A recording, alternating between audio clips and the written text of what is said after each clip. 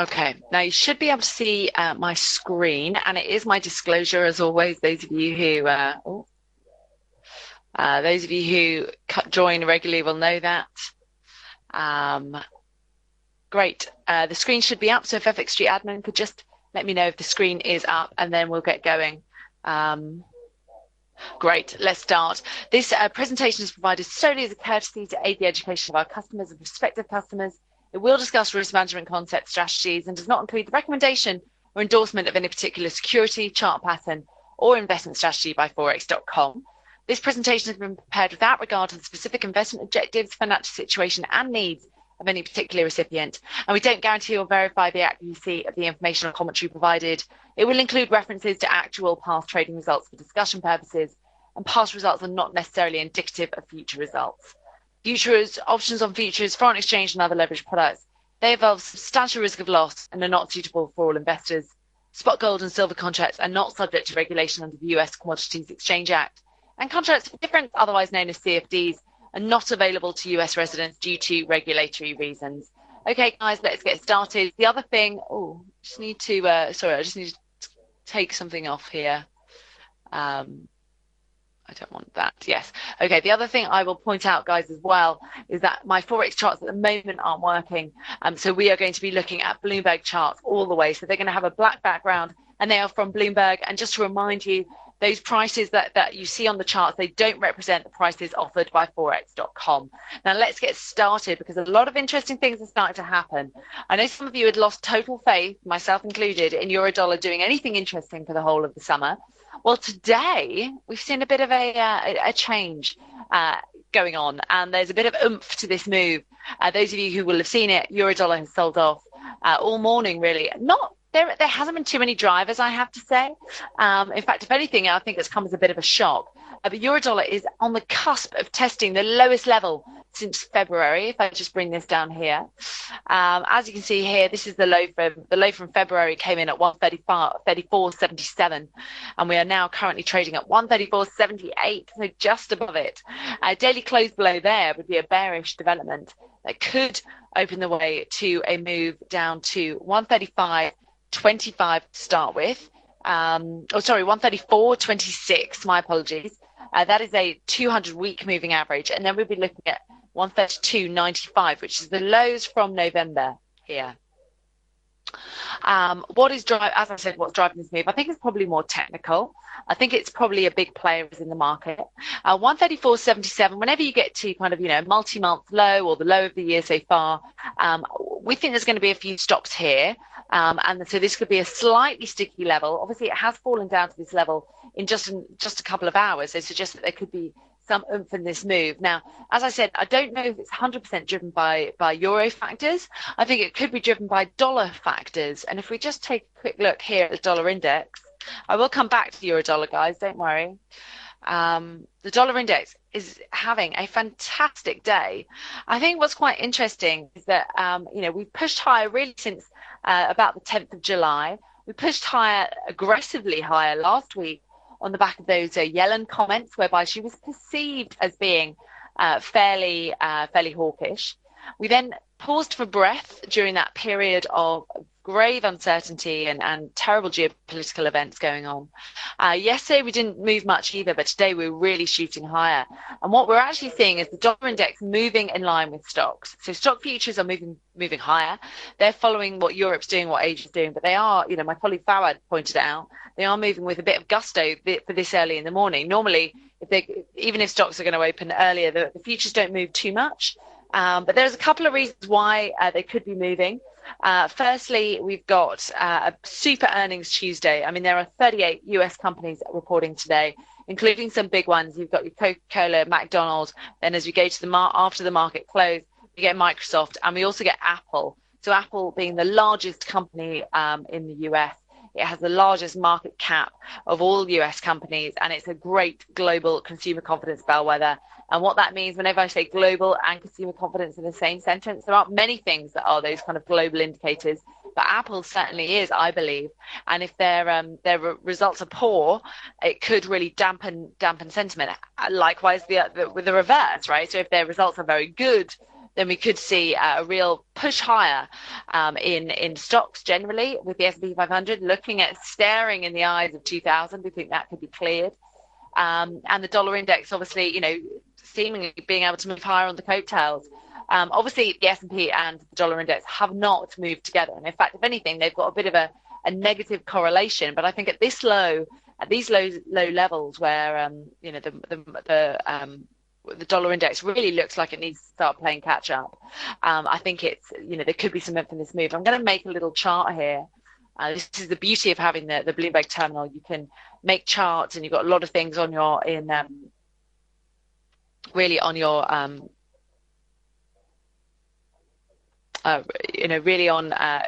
tap, which is fantastic. But I know not a lot of you have it. But this is an easy chart. That's hence probably why you join these webinars. And US 2-year, I want to put up the 2-year here. So here, white line is your dollar index, orange line is your 2-year treasury yield. And, really, even if I normalize these two,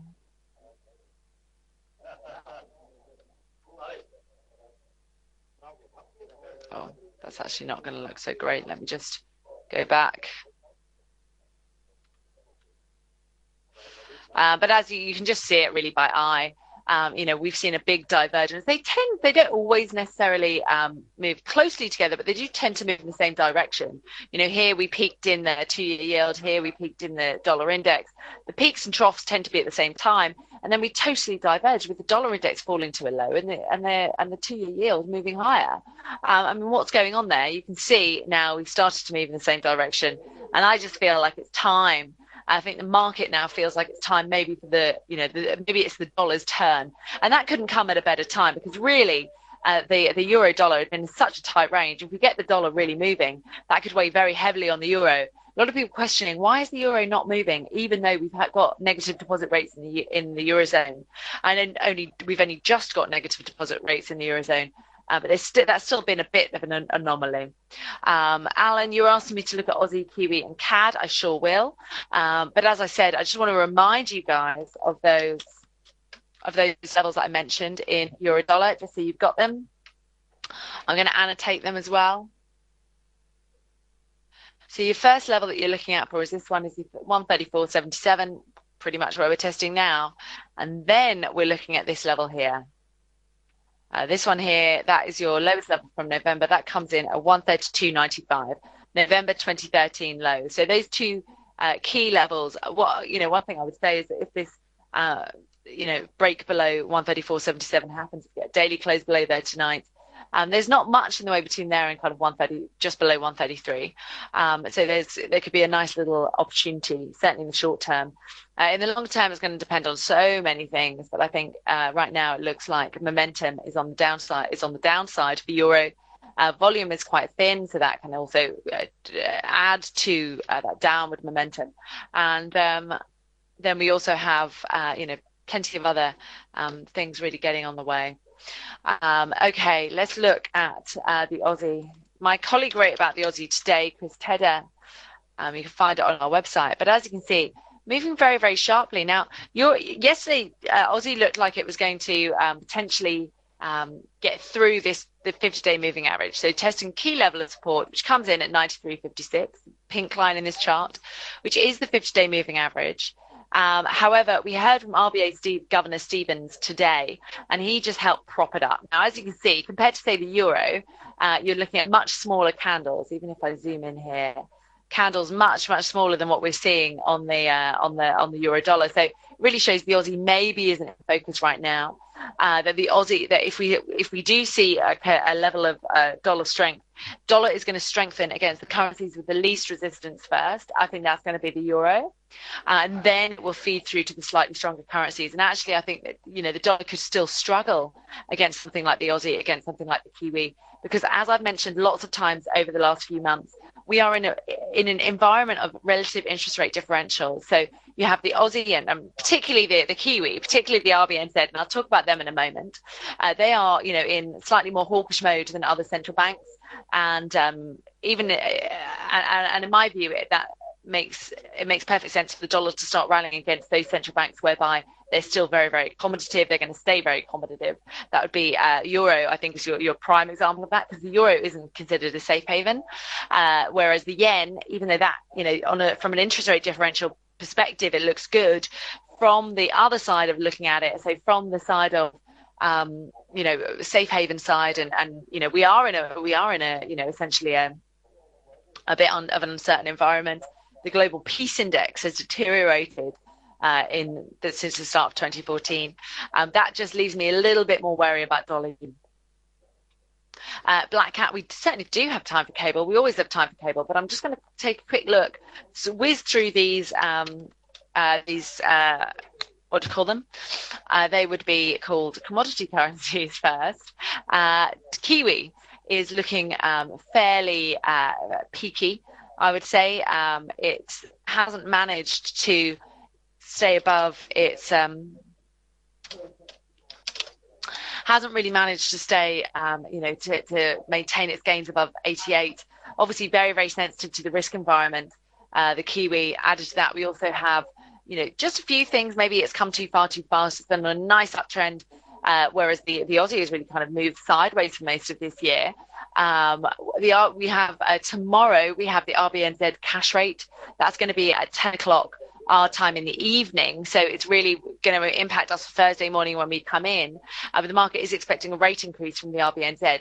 What's going to be more important in my view is going to be their central bank governors grants.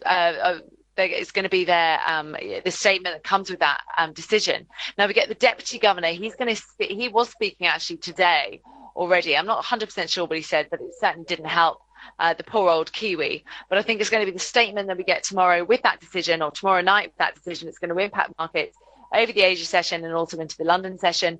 If they say that they're absolutely done, then I think we could see a bit of we could start seeing the pound or the dollar strength start to infiltrate the Kiwi, and then that could potentially weigh on Aussie dollar down the line as well. So as you can see here, we're currently being cushioned by the 50-day moving average. That comes in at 86.52. We've comfortably stayed above there for now. Below there comes in 86.23, which is your 100-day moving average. And then we're getting back to the June lows around about 84. Now, they're hiking interest rates. They may suggest that, they may say they're still vigilant on having too loose monetary policy. And because obviously we have fallen quite sharply in the Kiwi, they may not mention anything about Kiwi strength. To me, that could be a bit of a buy that could essentially lead to some buying interest around about that 86.50 level, maybe even down to kind of 86.20, the 100-day moving average. From where we are now, I know it's always hard. It's a bit of a binary option when it comes to central banks, and I understand that fully. It's probably one to leave out orders for, and maybe keep your stops tight in case you get it the wrong way.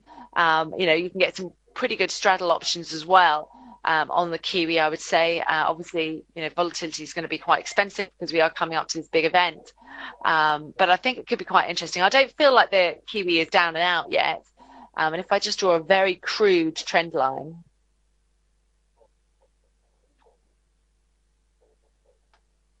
which is very, very crude, I think we're still kind of in an uptrend, and this just looks like a normal pullback.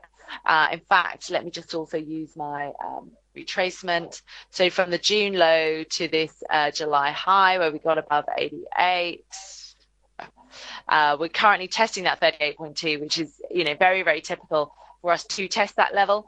And it just coincides a little bit with that 50-day moving average. So we're really, this is just a retracement. It's nothing serious at the moment. If we do fall below it, though, and we do get down to, say, 85.65, the 61.8% retracement, I've been talking to colleagues about this. We think that 61.8 fib retracement level is probably more, of course, it's more important, but that would really maybe send some warning bells that this move in Kiwi to the downside is going to be here for longer. Now, we could get down there on the back of RBNZ's statement coming Wednesday night, but I think it's something certainly to watch. Kiwi has potential to drop back towards 86.17 before buyers step in. 50% retracement. I think you could be right. Definitely. And let's see what Kiwi dollar will buy me. Oh, wow. Well, good luck for you, Alan. I hope that happens. And yeah, well, fingers crossed for that for you, I guess. But I think that I think you're right. I think we're at a very, very important level now. We may pause for breath. We may just see a little bit of kind of calming down around about this 86, 66 level. But a stickiness one would expect. But again, as you can see, it is looking, the Kiwi has been weaker today. And again, I think you're totally right. If that 86.15 level comes in around about, it coincides with a few support levels. It's very strong support there, and one would expect that to hold, at least in the run-up to this RBNZ hike. Obviously, if they don't hike rates, we could fall like a stone.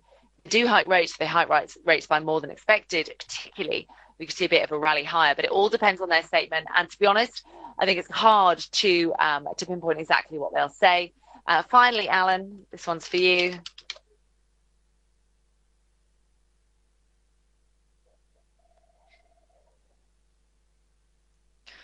I think looking at CAD, as you can see, we're just stalling a little bit, but I do think that if this dollar rally is going to be broad-based, we're going to need to see dollar CAD get above that 108. Now, I've mentioned this to a good few times.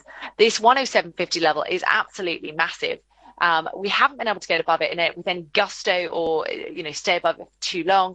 We go to September all the way to the March high, that 107. That's coming in at 107.31. So we're staying above there at the moment, just about staying above there. That is, going to be key support. But we've been really oscillating around this level, which is the 50% retracement of that September to March advance. We're not really extending on the upside. We need to get above 108. But the fact, if we can hold above 107.30, that is going to be really significant. If we can hold above there, then we've got a chance possibly of getting back towards those highs, maybe from June up here. And I do think just below 110. And I do think that if the dollar is going to strengthen, then I think we should see a bit of a turnaround in CAD. And I think the CAD is probably more at risk than some of the other commodity currencies because the Bank of Canada still sound fairly dovish. Cable, of course. And Chris, I will do cable first, and then I will look at gold, because gold's quite interesting. Some people are looking at that from a bullish tone. Now, looking at this is cable. Let me just zoom in a bit. Been an interesting time for cable, right? Is it rolling over? At the moment, from a technical perspective, it just looks like a very normal pullback, but it has been quite drawn out. And it does look like we're taking steps lower and lower and lower. 170.40, my colleague Matt Weller did point out last week. Now, 170.40 is from this level here. Let me just circle it. That was a bit of a resting zone, I suppose, on the way up. So it's going to be important on the way down. Now, if we can hold above 170.40, could be dependent on a couple of things. We've got Bank of England minutes tomorrow. And we also have GDP, the first reading of GDP on Friday. Now, obviously, if Bank of England minutes are slightly more, if Bank of England minutes, are either more dovish or not maybe as hawkish as some expect, that could weigh on the pound. So there will be some waiting expectation that one member might vote for a rate hike this week. We don't think there will be. If they don't, they don't really change their message, that could be a disappointment to the markets, because remember, the markets always want more. If they're not any more hawkish than they were before, then we could see the pound moderate back to that 170.40 level, maybe even back down towards kind of 170 the figure. 170 is a really important level. 140 is a really important level. 170.40 is a really important level. 170 is a really important level. So it's going to be hard to get the bears to really change their view. Now, obviously, the pound or cable has had a fantastic run higher. But I kind of see it. I kind of see there could be another hurrah for it, especially if we get, either hawkish minutes or we get some good GDP data. But I do think the market's pricing in something for the dollar. So I'm not fully committing myself to a higher pound. I just think that, certainly in the interim anyway, 170.40 could hold in the very short term. In the longer term, though, if the dollar gets its strength back, then we could see quite a sharp deterioration in the pound. Obviously, the 50-day moving average comes in at 169.54. If you get down to there, then it would suggest that we have, really, significantly broken below 170. Now, if I just go back to normal size, as you can see here, if we look at the, say, for example, the uptrend, let's just look at the uptrend from this year. So looking at those February lows to that July high. I mean, again, we're not, you know, the pullback has been really mild. It's more just been a black cat. What are you looking for, weekly or daily? I think it depends on your time frame. I would probably look at daily, to be quite honest, purely because I think the market is changing day to day. And I think if this dollar is going to get its groove back, then I would look certainly on a daily close. But I think you're right. If you're a longer term trader and you're looking for whether or not we're rolling over, then you have to look at the weeklies. Sorry, month there. You're saying my mic is diffused, muted, cannot fix it. Sorry. I think my mic is fine. I think the sound is fine. Everybody else seems to be able to hear me. So just adjust your own set, maybe. If I look at the weekly chart here in cable, as you can see here, yeah, 3 weeks of declines in a row, but they have been very mild and they're not really moving, you know, as too far. This just looks like a normal step. But I think you're right. I think if we were to get to the 4th or 5th week of consecutive losses in the pound, that would be quite negative. And that would maybe change people's views. But as I said, I don't think we're there yet to decide kind of, you know, where we go next. Yeah, obviously glad to see you're looking at 170.40 black cat. I think that's going to be quite important. And as I said, I really am looking at both here because I think 170.40 matters on the daily.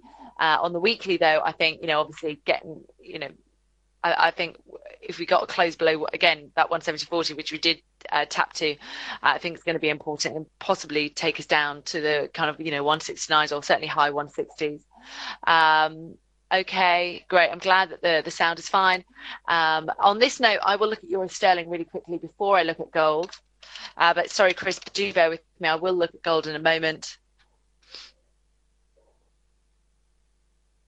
As you can see, still lower.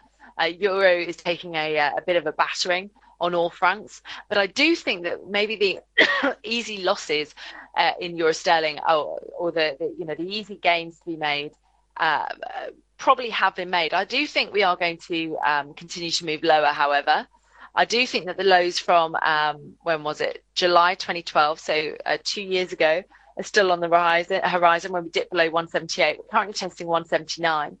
Certainly in the short term anyway. If I just zoom in a bit on here, I think we need to get back to these lows, which came in around about 170. Oh, sorry, around about, what was the low? 78.88. If we get a daily close below there, then that could really take us down. As I said, look for those. You know, that the low below 78 seems to me like a good place for support to really pile in and maybe some buyers buying to come in, especially if we see kind of overall dollar strength that starts to infiltrate the pound. Obviously the pound roll over, because at the end of the day, euro sterling is a cross, so it's made up of what happens with euro dollar, what happens with cable. If those two are both weakening against the dollar, then I think euro sterling probably won't go too far. But if we do see maybe better economic data out of the UK this week, maybe a more hawkish minutes from the Bank of England, then that could be a reason to get us down to those lows from July 2012. Gold, of course, yes. Let's look at gold. Chris, you were very patient. Thanks for waiting, for bearing with us all. As you can see, gold here is lower today, obviously. It's been moving inversely to stocks, I suppose you could say. Added to that, there's geopolitical tensions with Ukraine, with, you know, black boxes being given back to the correct people. That seems to have, you know, really helped, you know, risk sentiment overall, which has weighed on gold. We are fast approaching this key level. Zoom in a bit here. This key level of support here, which is the 150 and 200-day moving averages. And as you can see, the moving averages are still very, very flat, which suggests that maybe we're not in any type of uptrend right now. Momentum tools did confirm kind of a cross higher, maybe, which suggests that maybe this bullish trend that we've seen really since May isn't over yet. But I think that it's going to be a bit hard going. For us to have any faith in gold potentially pushing higher, we need to get above resistance, which comes in at 13.25. That's the 61.8% retracement of the latest setback. So let me just draw that in for you.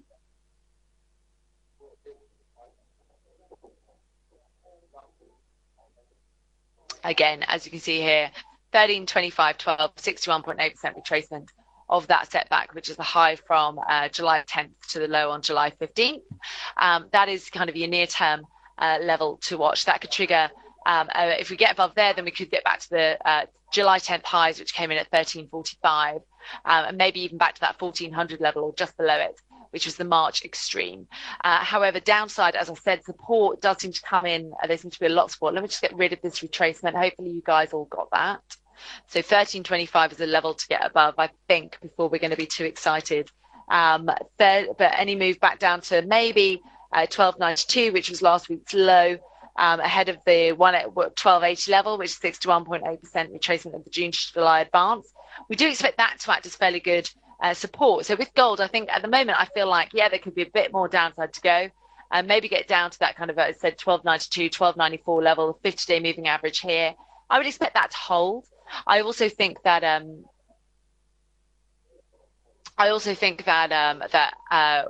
you know, we could you know, we could see some residual demand for gold, because, as I said, if the world is a less certain place, and it becomes more and more you know, as I said, the global peace index points that it's a less stable place, then I don't see why people would want to ditch gold too much, because gold is your ultimate safe haven in times of, you know, those wars, et cetera, et cetera. So do watch out for that. Now, Chris, you're saying 200-day moving average. You looking at this one, comes here at 1286. I think that would be quite an extreme move lower, and I wouldn't really, if my view is correct, then I wouldn't really expect us to get much below 1292, which is the low from last week. But I do hear you. 200-day moving average is always significant. That should act as very good support. And then you're looking at 1330, which is the fib, 61.8. Well, I didn't see that fib. Let me just look.